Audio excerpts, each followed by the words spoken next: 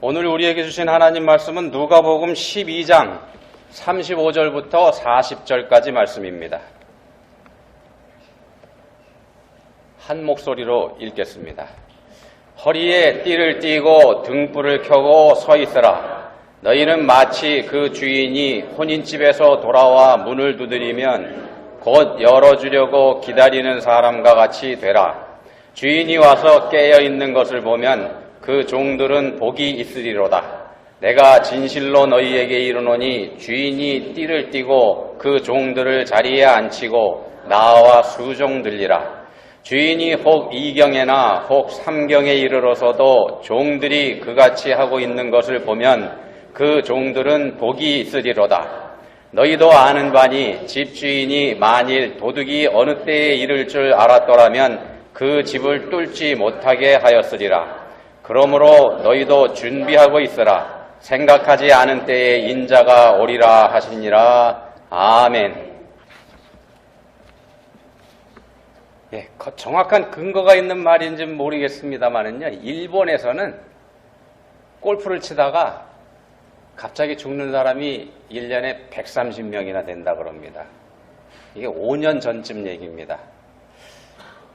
이유가 뭘 것 같습니까? 왜 공을 재밌게 치다가 갑자기 죽게 될까요? 잘 치려고 하기 때문입니다. 얼마나 잘 치려고 하기 때문에 목숨까지 잃을까? 다른 사람보다 더 잘 치는 겁니다. 바꿔 말씀드리면 다른 사람에게 이기려고 하기 때문에 문제가 생긴다는 겁니다. 5년 전 통계라고 말씀드렸는데 이 당시에 한국도 해마다 100명 이상이 그런 사고를 당하고 있다. 그렇게 통계가 나와 있었습니다. 그런 얘기가 있었습니다. 지금은 어떨지 모르겠습니다. 어떨지 확실히 모르지만은 어쩌면 지금은 우리가 일본을 앞질렀을지도 모르겠습니다. 일본한테는 가위바위보도 치면 안 되지 않습니까? 농담입니다. 죄송합니다. 우리는 내기 없이는 재미없다 이렇게 생각하기 때문에 우리 체질에 딱 맞는 거지 않습니까? 이게. 그러다 보니까 문제가 생기죠. 지난 주간에 제가 이런 제목의 기사를 본 일이 있습니다. 여러분도 아마 보신 분들 많으실 것 같은데, 골프가 인생 전부였던 박세리, 그러나 즐기지 못했다. 이런 제목의 기사입니다. 한국 여자 골프가 세계를 호령하도록 만든 장본인이죠. 그 박세리 선수를 인터뷰한 기사인데, 그 인터뷰 기사의 말미에서 기자가 박세리 선수에게 이런 질문을 합니다.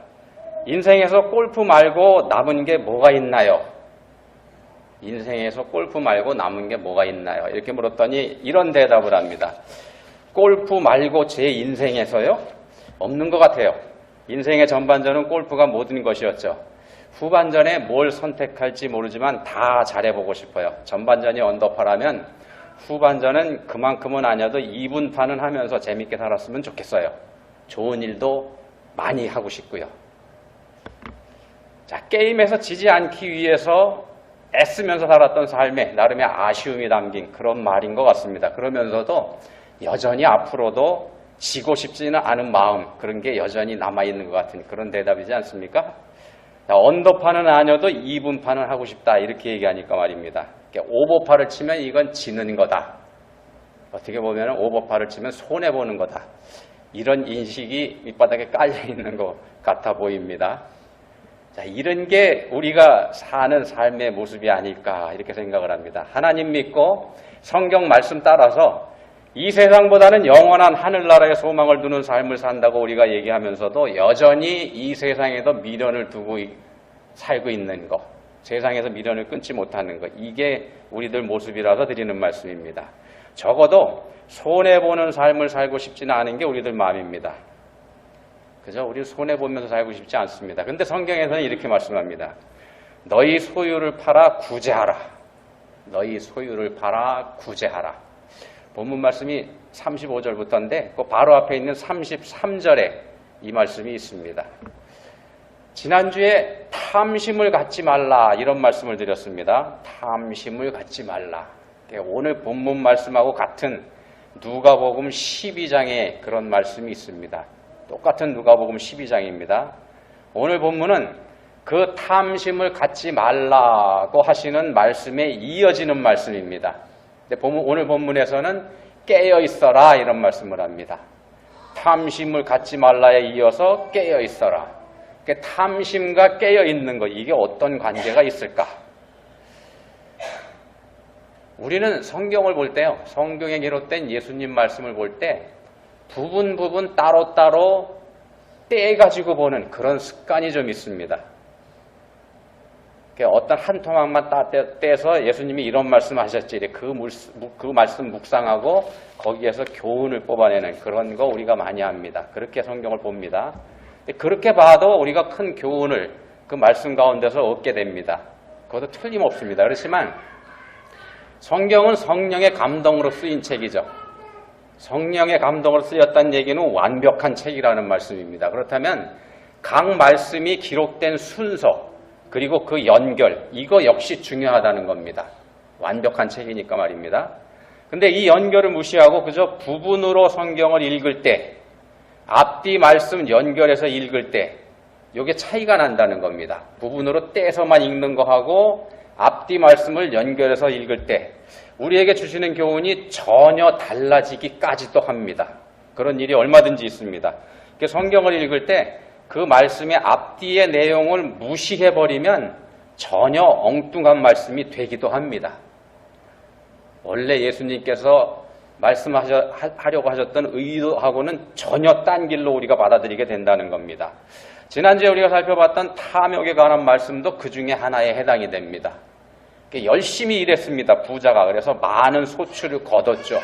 부자에다가 열심히 해서 더 많은 소출을 얻었습니다. 이렇게 되니까 이 사람이 고민을 하지 않습니까? 이 많은 거 어떻게 할까? 있던 창고를 헐고 더 크게 새로 짓고 그리고 만족해합니다. 부자가 얼마나 만족스럽으면 내 영혼아 이렇게 얘기하지 않습니까? 영혼아 평안히 쉬고 먹고 마시고 즐거워하자 이렇게 얘기를 합니다. 기분이 엄청 좋았던 거죠. 근데 하나님께서는 바로 그 부자를 향해서 말씀하십니다. 어리석은 자여, 어리석은 자여. 이 말씀을요, 이 부자 관련된 이 말씀을 우리가 단편으로 잘라서 보게 되면은 이 세상의 것에 욕심을 갖고서 재물을 이 땅에 쌓아두지 말고 풀어 나누어서 다른 사람들한테 나눠줘서 하늘나라 창고에 옮겨 쌓아라 이런 말씀으로 보게 됩니다. 그런 말씀을 우리가 받아들인다는 겁니다. 그렇게 하면 그 재물이 하늘나라 창고에 차곡차곡 쌓이게 될 거니까 나중에 천국에 가서 네가 찾았을 수 있다. 행복하게 살 수 있다. 이런 메시지로 받아들이게 된다는 겁니다. 이게 틀린 해석이라고 할 수는 없습니다. 이것도 맞는 해석입니다. 그렇지만 그렇다고 해서 이 해석이 완전한 해석이 되지는 못합니다. 한번 생각해 보십시오. 우리가 이 세상 사는 거 얼마나 삽니까? 기껏해야 몇십 년 삽니다. 그 몇십 년, 한 100년, 길게 잡아 100년 동안 살아가는데 우리가 그 100년 동안에 이 세상에서 얼마나 먹을까요? 우리가 한평생 살기 위해서 먹는 양이 얼마나 될까? 계산해 보지 않아서 정확한 건 아니겠습니다만 기껏해야 몇백 대 또는 몇천 대 트럭에 실는 그런 정도 분량 아니겠습니까? 그보다 더 많을까요? 그렇다 그러면은요. 그러면 우리가 영원히 살아갈 곳인 천국에서는 우리가 얼마나 소비하게 될까? 영원이니까 무한정이겠죠. 그죠? 우리가 그때의 삶에 대비해서 다시 말씀드리면 천국에서 잘 먹고 잘 살기 위해서 미리미리 천국에 저축을 해야 된다 그러면 거기에 우리가 얼마나 많이 쌓아둬야 우리가 그 천국에 안심하고 들어가서 마음 편하게 살 수 있을까? 우리가 몇십 년 사는 동안에 천국에 쌓는 재물, 그 재물을 우리가 천국에 들어갔을 때 거기서는 몇 년 동안이나 사용할 수 있을까? 그거 다 쓰고 난다면 어떡하죠? 이렇게 생각하는 것도 어쩔까 모르겠습니다. 천국에 아무것도 쌓지 못한 사람, 그런 사람은 어떻게 되나? 좋은 예가 있죠. 십자가에서 죽기 직전에 구원받은 강도. 그런 사람은 천국에 가서 어떡하죠? 어떻게 먹고 살까? 아무것도 쌓아둔 게 없으니까 말입니다. 그럼 배를 골아야 되냐? 아니면은 이웃에 좀 넉넉한 그 사람에 붙어서, 이웃에게 빌 붙어서 그렇게 먹고 살아야 될까? 그렇다 그러면은 그 강도의 천국 삶은 얼마나 고달픈 삶이 될까? 혹시 천국에서도 강도짓을 또 해야 되는 건가? 그렇다 그러면 거기가 과연 천국인가? 당연히 그런 거 천국 아닙니다. 당연히 천국은 그런 곳이 아니라는 뜻입니다. 우리가 쉽게 생각할 수 있는 그런 곳이 아니라는 겁니다. 천국은요. 우리는 천국이 어떤 곳인지 직접 들어가서 보기 전에 우리는 상상조차 하지 못합니다. 그런 곳이 천국입니다. 우리 머리로는 이해할 수 없는 곳이고 짐작도 할 수 없는 곳이고 지금 우리 입장에서는 상상조차 할 수 없는 곳, 그런 곳이 천국이라는 말씀입니다. 가보기 전에는 우리가 어떻게 생겼는지 상상조차 못한다는 겁니다. 갔다 온 사람이 있습니다. 바울 사도. 가서 보고 이런 말을 성경에 남겨놨습니다. 고린도후서 12장 4절인데요. 그가 낙원으로 이끌려가서 말로 표현할 수 없는 말을 들었으니 사람이 가히 이르지 못할 말이로다. 짧게 이렇게만 표현을 해놨습니다. 여기서 말로 표현할 수 없는 말을 들었다, 이런 말을 합니다. 말로 표현할 수 없는 말을 들었다. 말인데 어떻게 말로 표현할 수 없을까요? 그런 곳이 천국이라는 겁니다.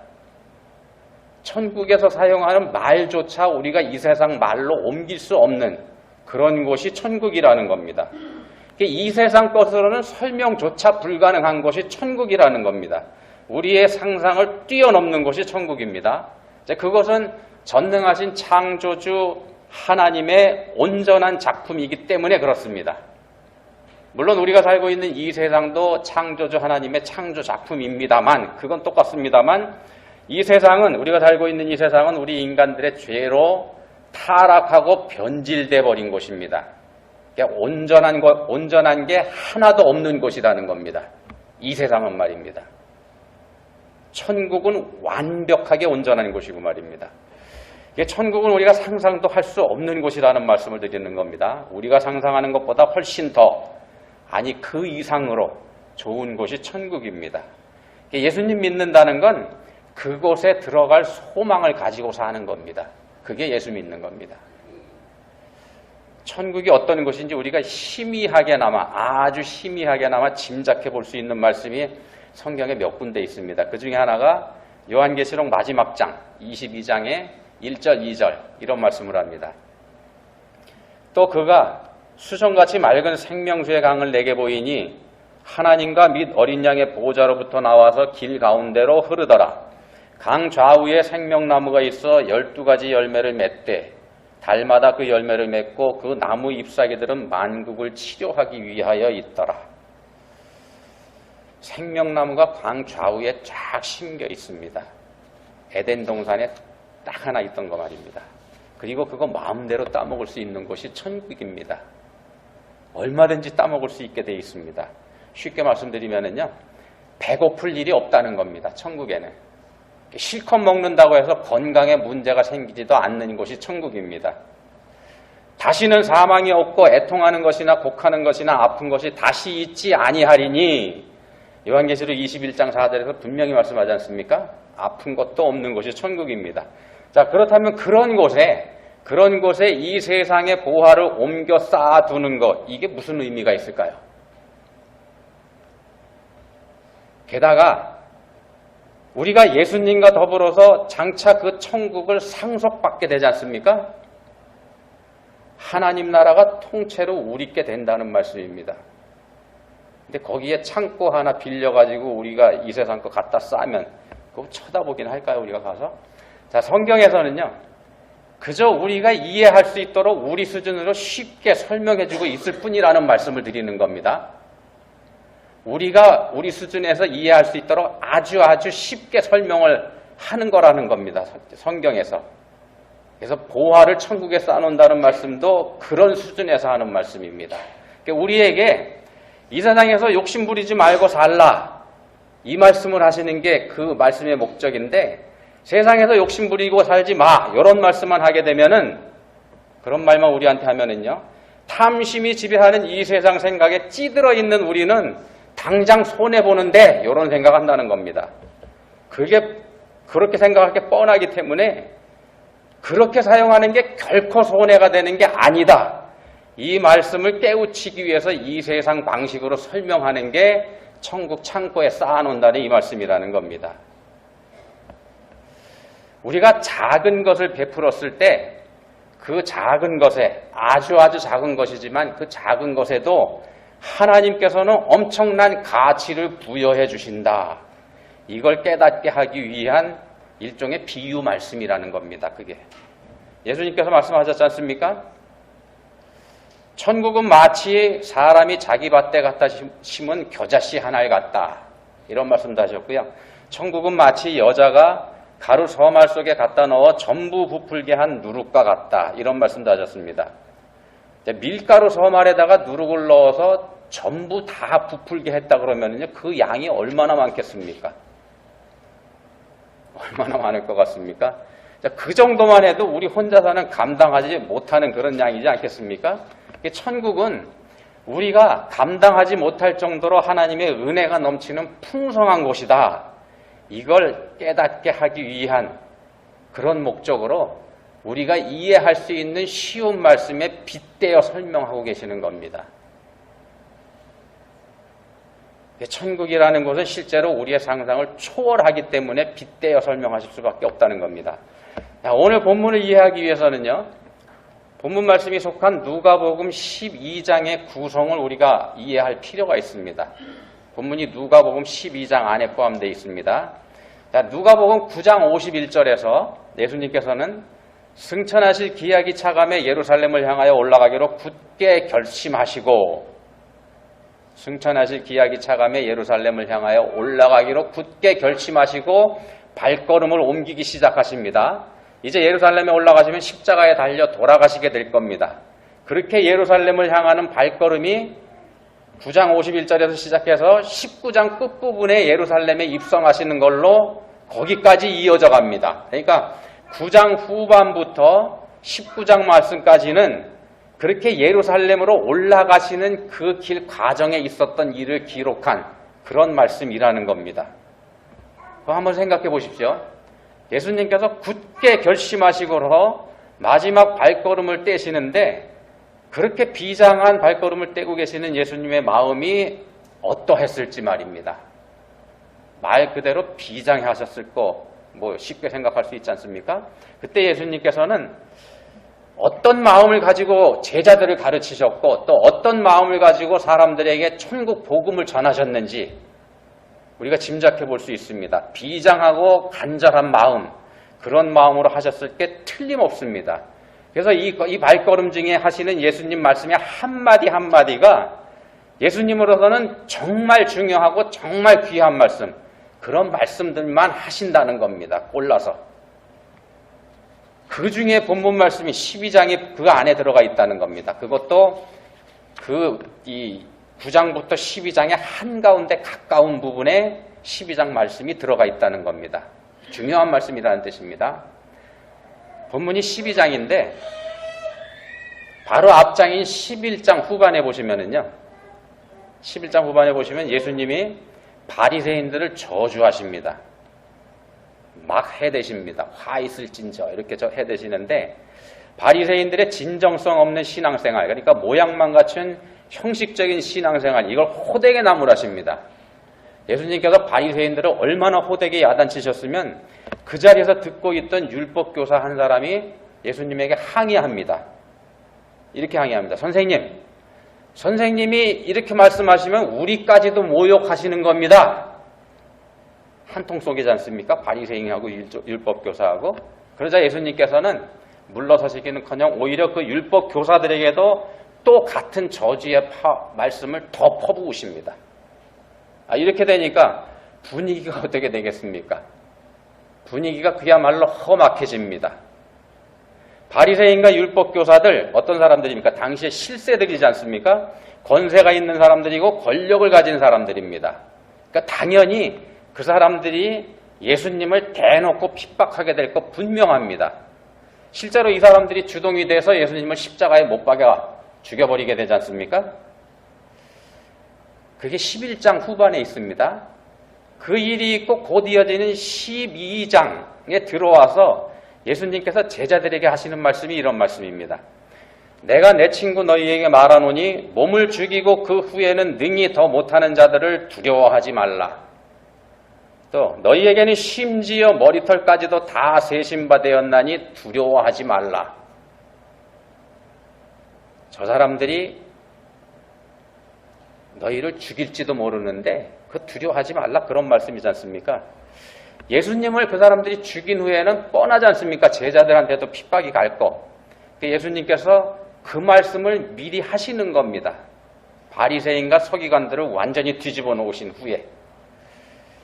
물론 제자들은 이때 이 말씀의 뜻을 제대로 깨닫지 못했지만 말입니다. 자, 그런 험악한 분위기에서, 분위기가 그렇게 험악합니다. 근데 그 자리에 느닷없이 끼어들어서 엉뚱한 말을 하는 사람이 있습니다. 그게 누구냐 하면은요, 우리가 지난주에 살펴봤었던 탐심을 가진 사람입니다. 그런 험악한 분위기에 툭 껴들어가지고 이런 얘기를 합니다. 선생님, 내 형을 명하여 유산을 나와 나누게 하소서. 예수님이 얼마나 황당하셨을까요? 예수님이 호통을 치십니다. 이 사람아! 여기서 예수님께서 이 사람에게 해주신 말씀이 탐심을 물리치라, 그런 말씀입니다. 그리고 그 예로 어리석은 부자의 비유를 말씀해 주신 겁니다. 영혼아, 평안히 쉬고 먹고 마시고 즐거워하자. 이렇게 만족스러워한 그 부자 말씀입니다. 우리가 지난주에 살펴봤던. 그렇게 황당한 상황에서 영혼의 중요성과 탐심을 경계하시면서 우리의 영혼의 참 주인이 누군지, 우리 자신의 참 주인이 누군지 이거 생각하라. 이렇게 경계하신 예수님께서요, 잠깐의 그 엉뚱한 상황을 지나서 다시 원래의 상황으로, 그 험악한 상황으로 다시 되돌아와서 해주시는 말씀이 오늘 본문 말씀입니다. 오늘 본문 말씀이 그런 분위기에서 하신 말씀입니다. 오늘 본문 말씀에서 하시는 말씀이 깨어있으랍니다. 깨어있으라. 주인이 언제 오실지 알지 못하니까 항상 깨어있으라. 여기서 말씀하는 주인이 예수님을 예표합니다. 십자가에 달려 돌아가셨다가 부활하신 후에 천국에 가실 예수님, 그리고 다시 오셔서 이 세상을 심판하실 예수님, 그 예수님을 상징하는 겁니다. 본문의 주인이 그 예수님을 상징합니다. 생각해 보십시오. 아무리 종들이 자기 일에 충실히 했다고 해서 세상에 어떤 주인이 종들을 식탁에 앉혀놓고서 자기가 그 종들의 식탁 시중을 들 주인이 있겠습니까? 그런 주인이 이 세상에 없습니다. 본문에 등장하는 주인은 세상 사람이 아니라는 뜻도 됩니다. 세상의 주인들은 이런 일 생각조차 하지 않습니다. 근데 우리 예수님은 스승으로서 제자들의 발을 닦아주신 분이지 않습니까? 그것처럼 실제로 종들을 위해서 시중 들어주실 분 예수님뿐이라는 겁니다. 장차 예수님께서 재림하실 때 앞에 있는 제자들한테 내가 너희를 그렇게 섬겨주겠다 이렇게 약속하고 계시는 겁니다. 그 말씀 해주시는 겁니다. 그러니까 너희는 실족하지 않도록 깨어 있어라. 즉 예수님께서 다시 오실 때 예비하라. 이런 말씀을 본문에서 하시는 겁니다. 깨어 기다리는 자에게 줄 상이 우리가 상상하는 그 상상을 훨씬 넘어섭니다. 어마어마한 겁니다. 우리가 받을 상이 어마어마합니다. 근데 문제는 그때가 언젠지 우리가 알지 못한다는 겁니다. 예수님께서 재림하실 때가 말입니다. 하나님께서 우리가 그때를 알지 못하게 숨겨놓으셨습니다. 심지어 아들 예수님조차 모르게 해놓으셨지 않습니까? 자, 그럼 왜 모르게 하셨을까요? 하나님께서 그 때를 왜 모르게 하셨을까? 모르는 게 더 낫기 때문입니다. 그게 우리한테 훨씬 더 좋기 때문입니다. 훨씬 더 좋은 게 아니고 그게 제일 좋기 때문입니다. 하나님께서 주시는 건 항상 제일 좋은 겁니다.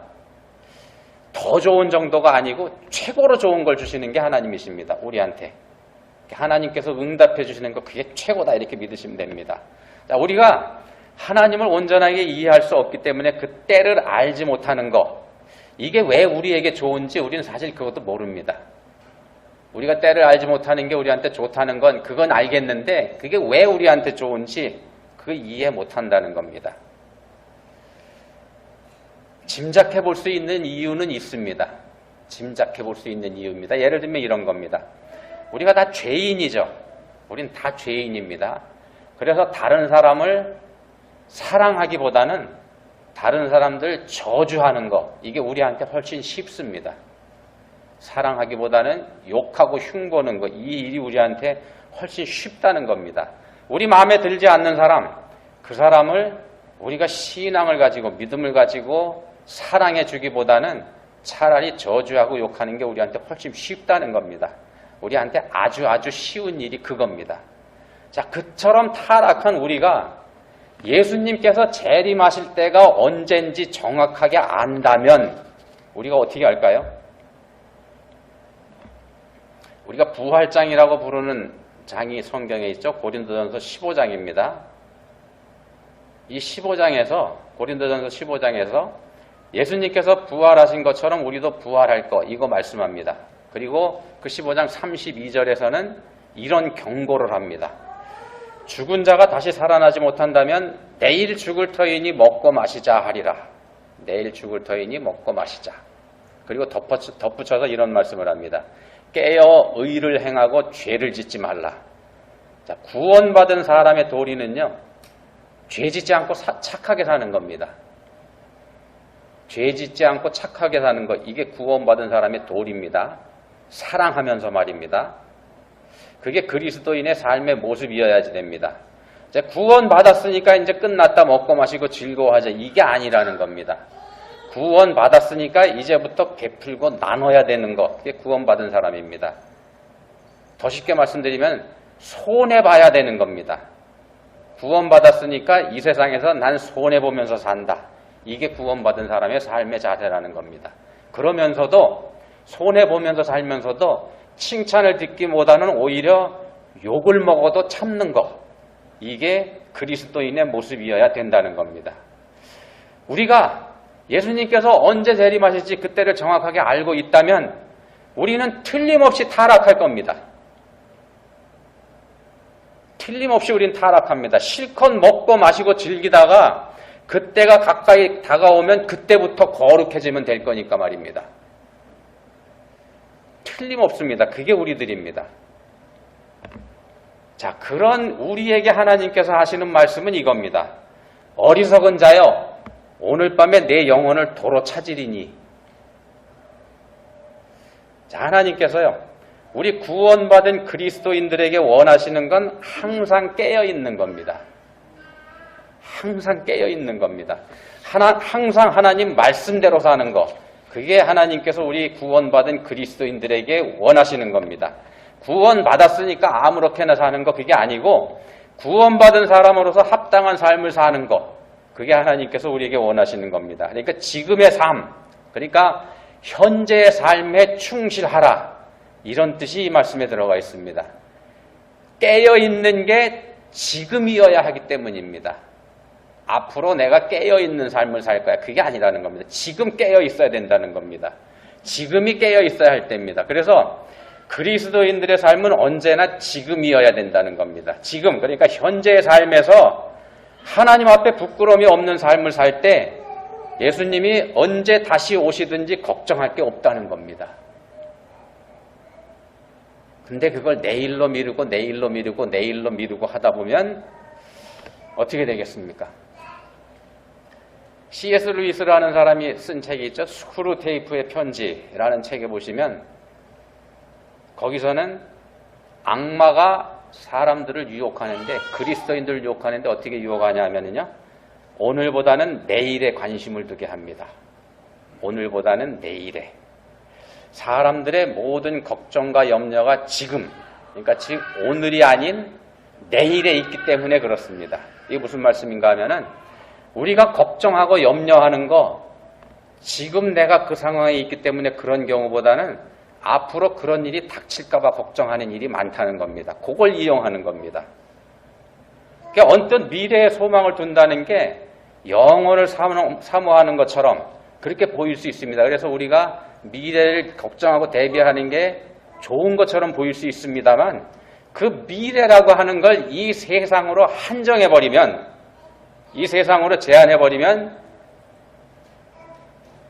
염려와 걱정이 도사리고 있는 내일에 대한 불안감으로 연결이 돼버린다는 겁니다. 소망이 아닌 불안감이 돼버린다는 겁니다. 그래서 마태복음 6장 34절에서 이런 말씀을 합니다. 마태복음 6장 34절을 두 가지 번역으로 읽어드리겠습니다. 하나는 개역개정이고요. 하나는 표준세 번역입니다. 잘 들어보십시오. 개역개정에서 이렇게 번역을 합니다. 내일 일을 위하여 염려하지 말라. 내일 일은 내일이 염려할 것이요. 내일 일은 내일이 염려할 것이요. 표준세 번역에서는요.